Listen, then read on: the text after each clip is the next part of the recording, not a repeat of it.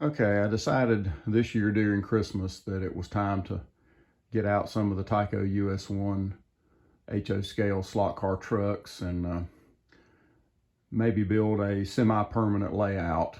I don't have room to do a layout and landscape it and leave it permanent. I just don't have the space. My big slot car track is this big brown panel here. That's a hand routed track from when I used to build tracks, and it folds down and works quite well. And I may try to show a picture of it in this video so you can kind of see what it does. But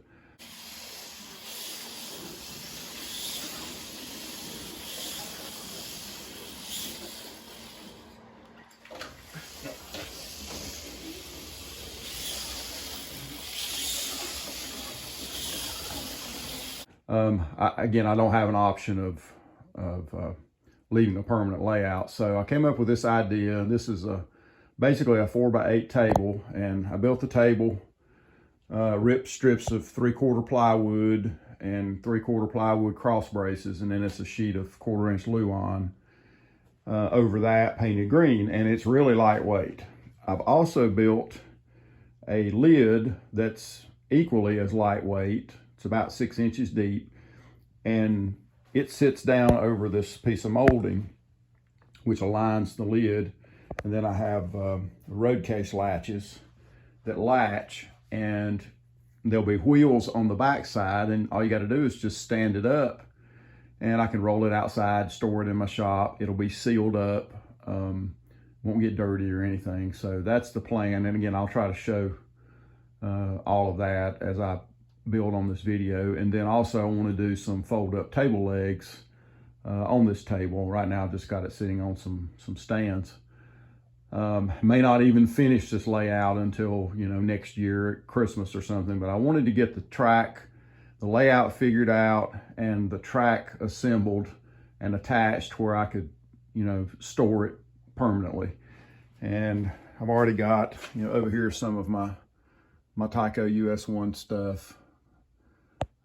So we've got quite a bit of rolling stock. I've got most of the stations. I don't have the real rare stuff like the G.I. Joe rocket launcher and things, but we've got a lot of stations. But what I've done with this track, now this middle section that goes from black to concrete is going to be elevated. And again, I'll just keep adding to the video as it kind of comes together, but it's going to be elevated and run over the top of these others and have a couple of elevated stations. And I'm soldering all this track together. That's the only way that this stuff will ever be trouble-free, especially when you only get it out, once or twice a year. You'll clean yourself to death and fight with it. And so I'm going to make it a permanent layout. And I've already soldered it together in sections. And now once I get the track attached, I'll go back and solder. It's probably in about 6 sections now. You can see here the power section is soldered, and I've got just a little bit of cleanup to do with the joints, but they're actually pretty smooth. The gray is actually where I JB welded. I flip the track over after I solder it and JB weld it to lock it together, and it also fills in if you have any place where you got it a little hot soldering or something. And it works out really well. I did this to a slot car track many years ago, and you can basically make it perform like a continuous rail track. It's just a lot of work. It's actually easier to do with the truck set because you've got double pickup shoes, and your joints are nowhere near as critical as they are with slot racing. But anyway, you can make a nice smooth track, and basically it'll be continuous from the power source all the way around. There's not going to be any gaps in it that'll give you any resistance. I also took this controller apart and soldered all the internal connections that were crimped and cleaned it good, so not going to have any power loss. And then I'll also feed it from a good smooth variable power supply instead of the old wall wart, so we'll get some decent power to it, and hopefully the track will be easy to maintain. I'm not worried about the look of the track because, again, a roadway is, it varies. Go look at the roads you drive on. You'll be driving on concrete. You'll be driving on black asphalt and spots and shades and everything. And this is something I can go over with Scotch-Brite and polish the rails good, and then, you know, wipe them down with WD-40, and it'll make it a lot easier to maintain, because they're no fun if they won't run right. So anyway, that's the start. I've got all my bridge stands here, so we've got to start kind of getting everything elevated and go from there.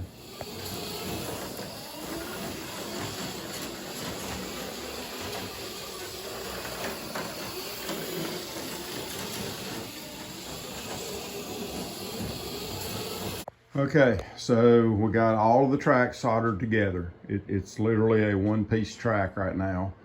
I've still got a lot of, you know, the joints still need to be sanded a little better and tweaked, and a little bit of epoxy done, and just to smooth things out a little bit, make it run just a little bit smoother. But as you can see, it works great like that. A little more rail cleaning to do. Got a couple little bit slow spots. So anyway, so I've got the track all soldered together as one piece, and now it's time to start attaching it to the table and attaching all the risers and everything. And then after that, probably I'll have to stop on it for a while before I start setting up stations, but we'll see how far we get.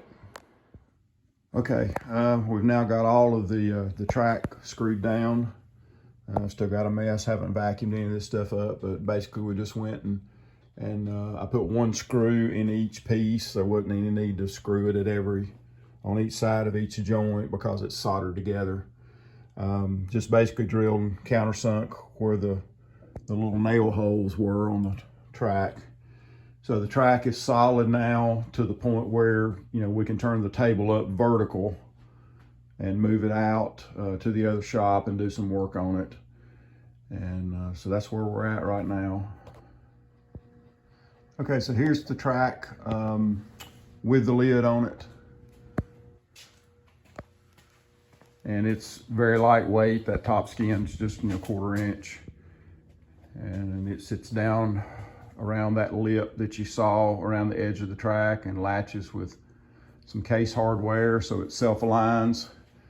And then on this side, I'm going to put 4 wheels so it can be stood up and rolled and stored against the wall in a corner. And we'll put a couple of handles on this end to make it easy to handle. And then later on, add some folding table legs to the bottom. I got enough structure under there to do that. It's just sitting on a couple of fender stands right now. So anyway, I had one little miscalculation, and the track was just a little bit longer once I got it together, which is no big deal. I can just put a piece over the end of this. This is actually flush, or a little under flush. Just put a piece over that. Have a little extension on the case lid, and we're good to go. So I'm gonna try to show. Let me get a flashlight.